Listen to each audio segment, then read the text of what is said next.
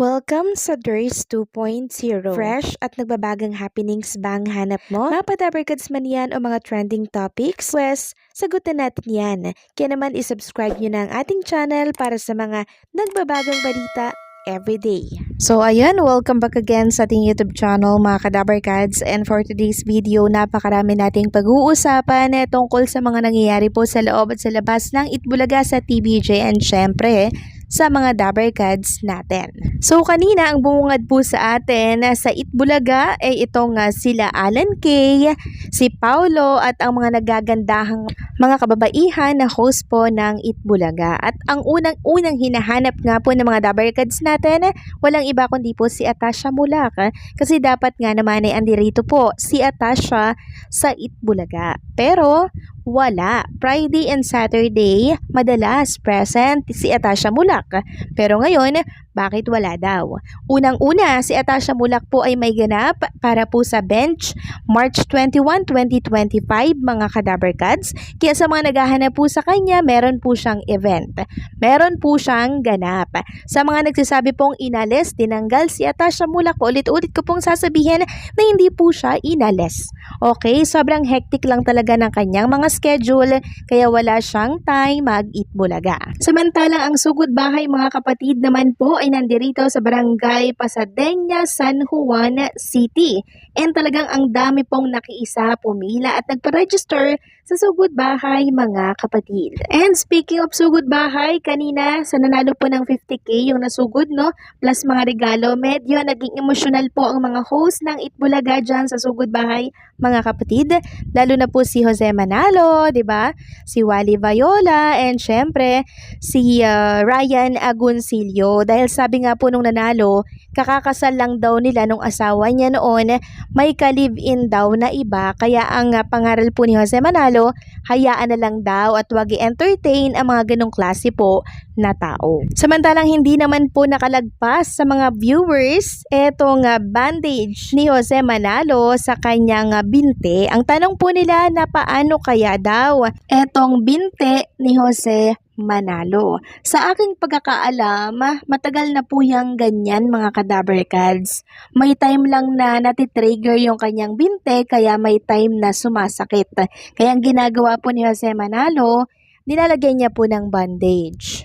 Kung inyo nga pong natatandaan nung nakaraan, nagpa-therapy po siya sa kanyang binti dahil nga po sumasakit.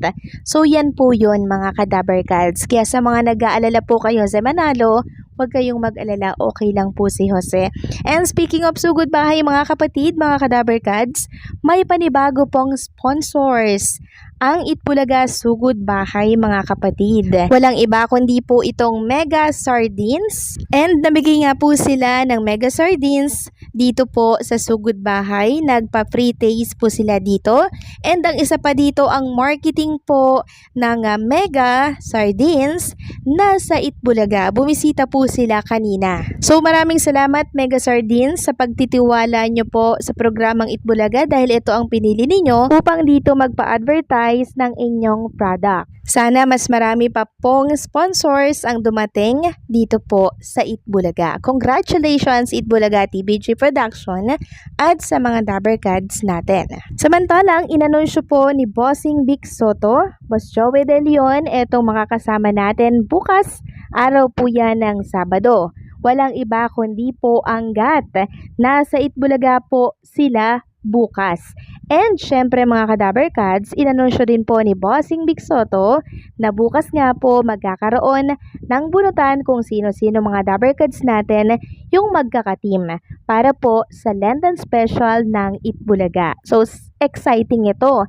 Kaya wag na wag po ninyong palalagpasin ang manood ng Itbulaga bukas 11:25 AM. Samantalang kakapasok lamang po na balita mga kadabarkads, tungkol po ito sa News 5 Digital Report na kung saan ay inedit po ng isang vlogger. Yung statement po na nakalagay doon sa News 5 Digital, dinagdagan po ng isang vlogger. Statement po yon ng ating president na si Bongbong Marcos. Tapos, hindi niya po tinanggal yung News 5. So, ang makukwestiyon dito, syempre News 5, bakit ganyan yung balita ninyo? Pero yun po pala ay inedit, dinagdagan po ng isang vlogger. So, ang mapapahamak po ay ang News 5. Kaya ang nangyari po dito sa nag-edit na vlogger, inaresto po mga Kadabarkads. Sabi dito ng News 5, inaresto ng National Bureau of Investigation or NBI ang isang vlogger matapos ang umano'y pagpapakalat ng fake news sa pamagitan ng pag-edit ng isang News 5 digital report ukol sa pahayag ni Pres Bongbong Marcos sa isang campaign rally. So ano po ba ang nilalaman ng naturang statement na inedit, no? So, eto po yung altered. Sabi dito, sa laban kontra droga at krimen, hindi natin kailangang dumaan sa madugong solusyon.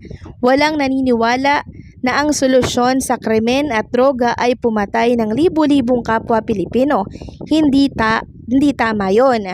Ang tamang paraan para tiyakin ang kapayapaan at kaayusan ay sa pamamagitan ng maayos daw po na batas. Tapos ito po yung dinagdag ng isang vlogger na hindi ko kilala. Gumawa tayo ng batas na gawing legal ang droga sa ating bansa. So yun po yung dinagdag niya mga Kadabarkads. Tapos makikita nyo dyan yung News 5. So syempre ang mako-question dyan News 5 kasi andyan yung logo po nila.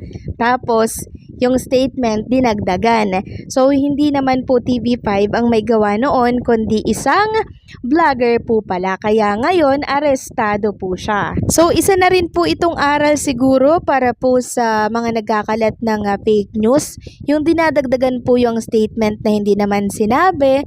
'Di ba? So pagka ganito na may mga pag-aresto nang nagaganap, syempre mababawasan na po yung pagpapakalat ng fake news. Kasi matatakot na po sila na baka maging sila ay arestuhin din po ng NBI. Kaya naman agad pong nilinaw ng News 5 na hindi po sila ang may gawa ng naturang pagdagdag ng maling statement dito po sa sinabi ni Pres Marcos. Kasi once na hindi po nila nilinaw yan, ang masisira po syempre ay ang TV5. TV5 kung saan ando doon ang mga Dabarkads natin at napapanood po ang Itbulaga. So idadamay pa ang mga Dabarkads.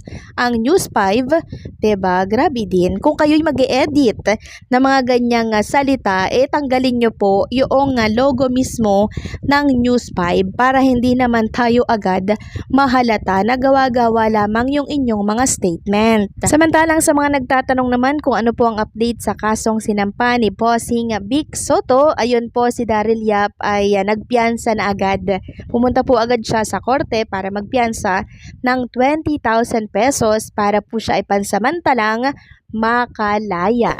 So, paano mga Kadabarkads? Hanggang dito na lamang po ang update natin. Maraming salamat po sa inyong patuloy na pagsuporta.